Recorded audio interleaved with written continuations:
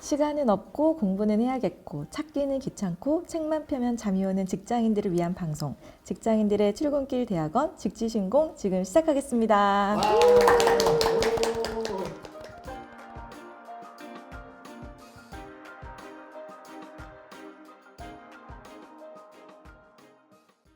안녕하세요. 굽니다. 졸려요. 배고프신 건 아니고요. 안녕하세요. 진아입니다. 네. 오늘은 이제 리더십 시리즈 6번째 주제인 퍼실리테이티브 리더십 마지막 세 번째 편입니다. 네, 논문은 Leading Through Facilitation이고요. 네. 네. 맞습니다. 지금까지 좀 더 설명. 괜찮아요. 지금까지 1편에서는 논문에 한번 대한 쳐야지. 이 주변 잘라주세요. 네, 저희가 1편에서는 뭐 이런 퍼실리테이션과 퍼실리테이티브 개념도 한번 정의해 봤고, 두 번째 편에서는 이 퍼실리테이티브 리더십이 세 가지 큰 리더십 이론, 변혁적 리더십, 관계적 조정 이론, 네, 그리고 그 조직 변화 준비도 요거랑 어떻게 연결되고 그거를 강화하는지에 대해 살펴봤다면, 오늘은 실제로 이 퍼실리테이티브 리더십이 조직 개발 측면에서는 어떻게 우리가 좀 만들어가야 될까 이런 시사점을 좀 제시하는 시사점이 그런 중요하죠. 중요하죠. 네, 우리가 네. 실제로 써먹어야 되니까요. 네, 그 얘기를 좀 하려고 합니다. 네, 네. 좋습니다. 네, 우선은 몇 가지 좀 이 논문의 결론에서 몇 가지 그 실천을 권고한 게 있긴 있었어요. 네, 네, 그거를 기준으로 저희가 약간 좀 몇 가지를 묶어서 좀 설명을 드리려고 합니다. 첫 네. 번째가 퍼실리테이션을 개인 역량을 넘어서 왜 리더를 양성해야 될까?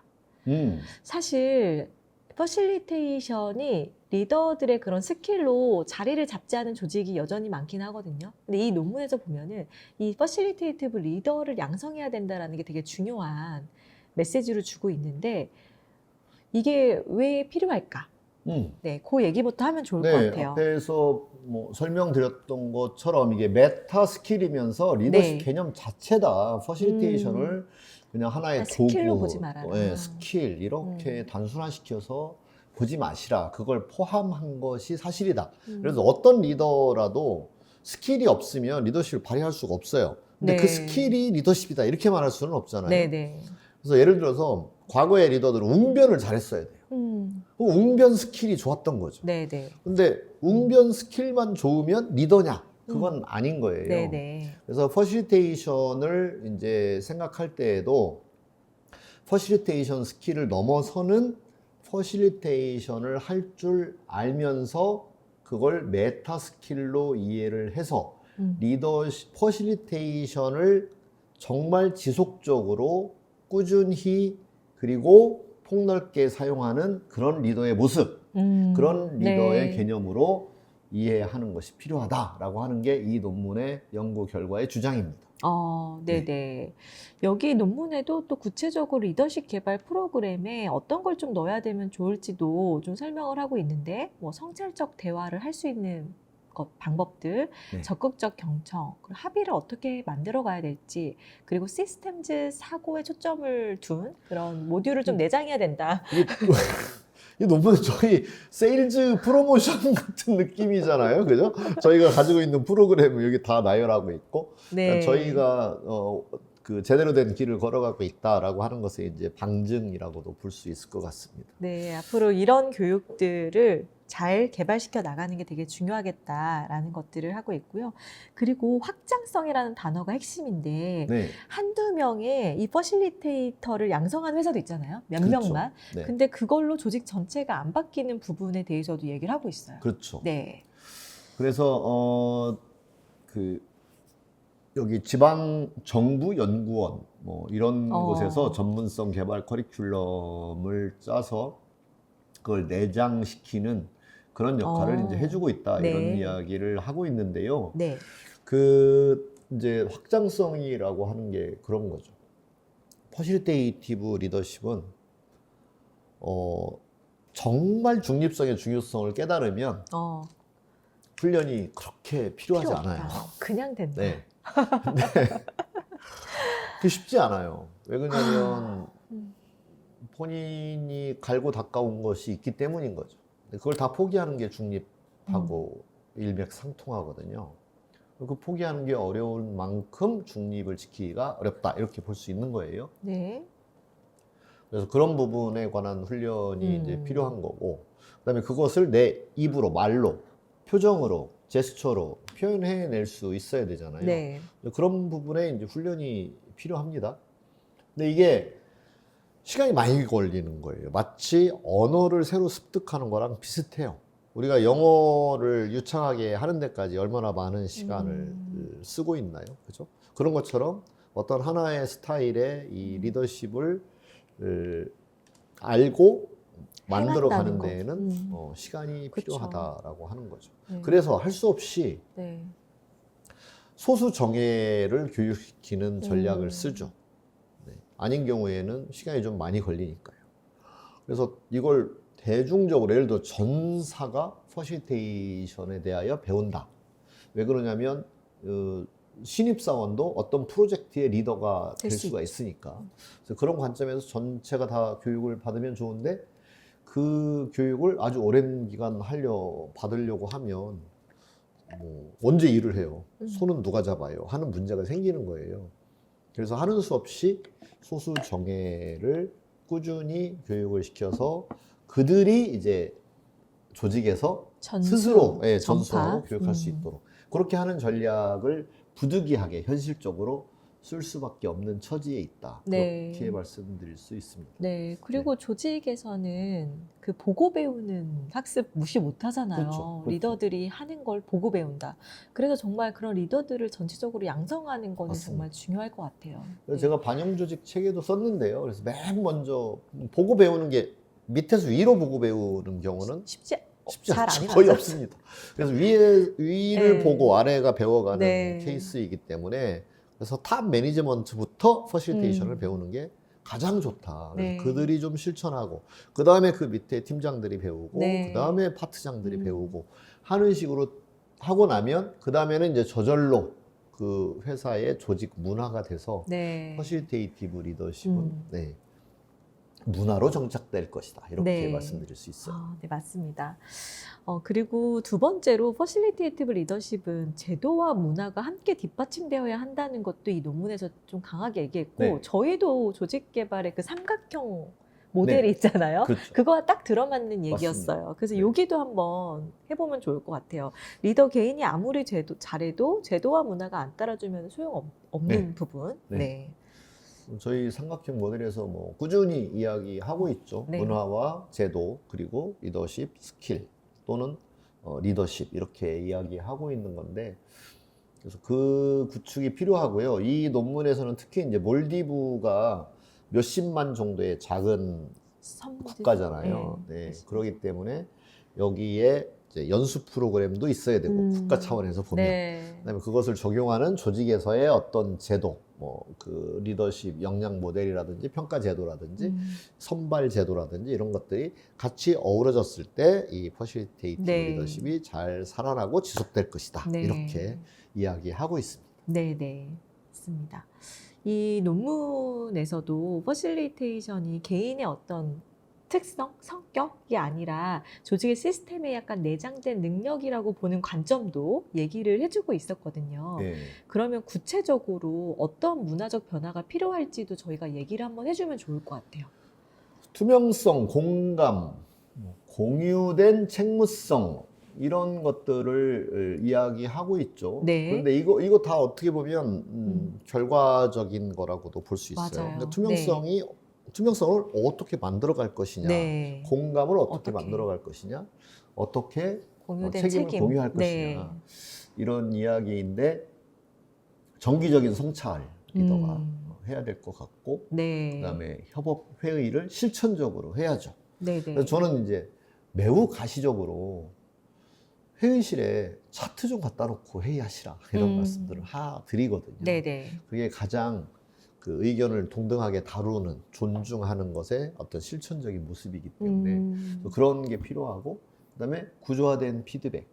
그러니까 피드백도 정기화하고 제도화하는 것이 되게 필요한데, 피드백 스킬을 배운 다음에 하도록 해야 되는 거죠. 안 그러면 그쵸. 피드백이 부정적인 네. 피드백으로 흐르게 되고, 결과도 부정적으로 낳게 되고 뭐랄까 리더의 불만을 해소하는 장 그리고 그쵸. 그것을 그 받아내야 되는 그런 구조로 피드백 세션이 만들어지면 절대 안 되겠죠. 네. 그래서 함께 성장하는 그런 세션이 되도록 충분한 교육이 이루어져야 된다 이렇게 말씀드릴 수 있습니다. 네, 좋습니다.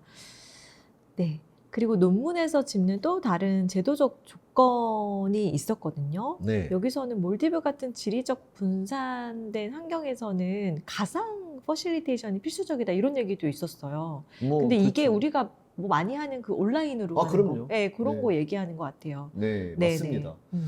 배를 타고 다녀야 되니까 네. 아무래도 속도가 시간이 많이 걸리겠죠. 이동하는데. 네. 그래서 몰디브 같은 경우는 그런 지리적 구조상 네. 그리고 이제 우리나라 기업이나 이런 데도 해외 지사가 많거나 맞아요. 네. 매번 해외에서 여기까지 오세요. 회의하러 네. 오세요. 네. 뭐 1년에 한 번쯤은 와서 뭐 가족도 방문하게 하고 그런 어떤 복지와 또는 현실적인 그런 효율 이런 걸 생각해서 이렇게 할 수는 있지만 네. 매달 하는 회의를 외국에서 자꾸 오라고 하면 너무 낭비적이다 이렇게 네네. 얘기할 수 있겠죠. 네, 맞습니다. 그래서 우리나라도 요즘에 이런 재택근무나 하이브리드 근무 환경 이런 것들이 좀 많으니까 적용해 볼 수 있는 것들이 있을 네. 것 같아요. 그래서 이때에도 온라인 상에서의 퍼실리테이션 역량이 매우 중요합니다. 네.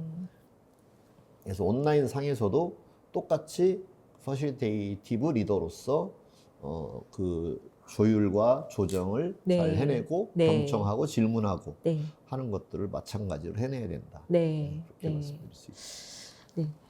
그 온라인하고 오프라인 회의 관련해가지고 한창 코로나 시대를 거치고 나서 어떤 게 조금 더 효과적인가에 대한 그런 비교 논문 같은 것도 꽤 있었는데 네, 조금 성과가 좋은 거는 빠르게 좋은 거는 대면이 확실히 그럼요. 좋다 이런 게 있었는데 이런 식으로 온라인으로밖에 할 수 없는 그런 한계도 있는 조직들이 있잖아요. 늘 비용을 얼만큼 쓸 것이냐와 네. 같이 결부되어야 되잖아요. 네네네. 대면이 확실히 효과가 좋습니다. 그렇죠. 그런데 비용이 너무 많이 드는 상황이라고 하면 온라인으로. 네. 그리고 나머지 부분들은 보완을 해야죠. 그 그쵸. 미흡한 효과는 네. 보완을 하는 방식을 선택을 네. 해야 된다. 그런 거고요. 그 다음에 단순한 정보 공유 차원이고 또 가끔씩 그래도 얼굴이라도 보자라고 하는 취지의 차원이라고 회의면. 하면 뭐 온라인에서 맞아요. 간단하게 하는 네. 것이 굳이 네. 나쁠 이유가 없죠. 네. 근데 그 실제 오프라인 회의와 온라인 회의의 상황을 경험을 돌아봤을 때 어디가 더 퍼실리테이티브한 그런 사람? 리더가 필요할까라고 했을 때 저는 온라인이 정말 더 필요하죠. 왜 그러냐면 이 너무, 환경의 제약이 환경의 많으니까. 제약이기 때문에. 그래서 오히려 우리는 온라인이기 때문에 이런 게 별로 안 필요해라고 생각할 수 있지만 저는 오히려 반대로 훨씬 더 필요하다. 이런 스킬과 이런 마인드가 훨씬 더 필요하다고 생각해요. 훨씬 더 스킬풀해야죠. 훨씬 스킬풀해야 돼요. 제한적인 상황에서 네. 뉘앙스를 잡아내야 되는 부분이 있고요. 그리고 참여가 사실은 된다 해도 마이크와 마이크를 킨다 해도 사실 오프라인에서 하는 그럼요. 것보다 좀 제약이 있잖아요. 우리 6만 개의 근육을 얼굴의 표정에 나타나는 6만 개의 근육을 줌 영상으로 다담지 충분히 못한다. 파악하기 어려울 수 있는 게 있는 거죠. 네. 그래서 창의적인 걸 만들어내야 되는 회의, 그다음에 문제가 매우 복잡한 회의, 이해관계가 첨예한 갈등 레벨이 높은 회의, 이런 것들은 대면 회의에서 해결을 하는 것이 좋다. 네. 이렇게 말씀드릴 수 있습니다. 부득이하게 온라인으로 해야 될 때는 훨씬 더 스킬풀해야 된다. 그렇죠. 네, 네, 좋습니다. 네, 그리고 또 하나가 두 개의 축을 하나로, 그러니까 개인과 시스템 병행에 대한 전략이 필요하다. 네. 개인을 역량을 꾸준히 개발시키는 것도 되게 필요하고 제도와 문화를 만들어가는 것도 필요한데 사실 그거를 다 같이 동시에 잘하기가 되게 어렵잖아요. 근데 에너지가 드니까. 그래서 맞아요. 요거 동시에 추진하는 거에서도 저희가 조금 의견을 드리면 좋을 것 같아요. 그러니까 쉽게 정리를 하면 네. 그렇죠. 개인의 어떤 그 퍼실리테이션의 능력이 뛰어나게 개발되어 있어요. 네. 근데 회사 안에서 회의가 하나도 없어요. 써먹지 회의로 못해. 결정하는 그런 제도 자체가 없어요. 네네. 아무 소용이 없잖아요. 네. 반대로 회의를 해서 결정하는 짜는 제도는 문화는- 마련이 돼 있어요. 네. 근데 아무도 할 줄 몰라. 퍼실리테이션 할 줄을 몰라요. 둘 다 소용이 없다는 건 너무나 극명하게 네. 알 수 있죠. 네. 그래서 두 개의 조화가 필요하다. 네. 그런 이야기를 하고 있습니다. 네. 정리해서 얘기하자면은 뭐 교육팀이나 인사팀에서 퍼실리테이션을 할 수 있는 구성원 혹은 리더를 키워야 돼라는 교육을 하고 끝나는 경우가 많은데 그게 아니라 평가 체계는 어떻게 할까? 네. 네, 승진의 기준은 그러면은 뭐로 좀 더 바꿔볼까? 네. 그리고 의사결정 프로세스도 우리가 좀 한번 만들어 볼까? 네. 뭐 이런 회의 문화도 한번 손봐 볼까? 이런 것까지 같이 동시에 좀 작업할 수 있도록. 네. 그리고 그렇게 막 다 완벽하게 퍼실리테이션에 이렇게 그 정렬을 시키지 않더라도 비근한 예로 삼성전자 저희가 그 퍼실리테이션을 도입하는 걸 컨설팅을 했을 때 네. 일단 교육을 했죠. 네. 굉장히 네. 많은 인원이 많이 됐죠. 네. 많은 인원들이 이 교육을 받았고요. 3일짜리, 2일짜리 교육들을 받았고요. 그다음에 두 번째는 제도적으로 마련한 게 있었어요. 뭐냐면 이런 업무, 이런 일에 대해서는 의뢰를 해라. 워크숍 의뢰를 네, 해라. 워크숍 의뢰를 해라. 이런 제도적 절차를 마련을 네. 해놓은 거죠. 네네. 그래서 뭐 신임 팀장이 왔는데 팀장이 뭔가 파트원끼리 그 조율하는 데서 어려움을 겪을 때라든지 또 파트와 파트 사이에 뭔가 갈등 이슈가 있을 때라든지 그다음에 업무 분장이 뭐 원활하지 않을 때라든지 그다음에 업무 프로세스를 뭐 좀 개선하고 싶을 때라든지 뭐 이런 이제 케이스의 예시를 드리면서 그때는 요청을 해라. 그러면 HR에서 퍼실리테이터한테 공지를 보내는 거죠. 그럼 퍼실리테이터가 저요, 제가 해볼래요. 그렇게 해서 이게 손들어서. 매칭이 되면 네. 그런 것들을 하도록 그다음에 끝났을 때는 뭐 파이널 보고서를 어떻게 쓰고 이렇게 하는 그런 제도를 마련을 해줬습니다. 네. 네, 그리고 퍼실리테이션을 이제 업무 외에 한 사람에 대해서 인센티브도 추가로 뭐 약간의 인센티브를 줌으로써 또 모티베이션을 해주고 네. 그런 게 제도적 뒷받침이 되면서 지금 몇 년이 지나고 난 지금에 와서 보면 정말 역량들이 많이 향상됐어요. 그렇죠. 그때 초기에 퍼실리테이션 배우고 막 네. 하시던 분들 네네. 처음에 정말 뭐가 뭔지 모르겠어요 했던 분들도 꽤 있었는데 음. 지금은 아주 저한테 전화 한 통화 안 옵니다. 왜? 수술할 수 있게 됐기 때문에. 가장 이상적인 네. 모델이죠. 네, 지금까지 퍼실리테이티브 리더십 관련해서 논문 한번 풀어봤고요. 마지막 소감 정리하면서 끝내볼까요? 네. 네. 대변인 연구자 여러분 감사합니다. 끝이에요? 네. 네, 저도 감사의 인사를 드리면서 하나 추가. 추가. 몰디브에 꼭 가보겠습니다. 네, 몰디브 되게 궁금해졌어요. 네. 네, 퍼실리테이티브 리더십을 좀 키우는 또 교육을 따로 만들어야 되나 이런 생각도 좀 들었어요. 네. 그런 용어 자체가 조금 사라진 느낌도 들기도 그렇죠. 해가지고 쿠퍼가 퍼실리테이티브 리더를 양성하는 그런 교육도 만들어야 되겠다라는 또 책임감을 느끼면서 저는 마무리를 한번 해보려고 합니다. 네. 네, 들으시는 분들도 도움이 되셨길 바라고요. 저희는 다음 주제가 또 있어요. 리더십 시리즈 마지막 주제는 존재예요. 존재. 어마어마한 네, 주제군요. 어마어마한 주제고요. 네, 지금까지 같이 들으시면서도 막히는 어떤 부분들이 이 존재 파트에 넘어가면서 좀 소화가 되지 않을까라는 기대를 해보면서 네. 마무리해보도록 하겠습니다. 청취해주셔서 감사합니다. 감사합니다.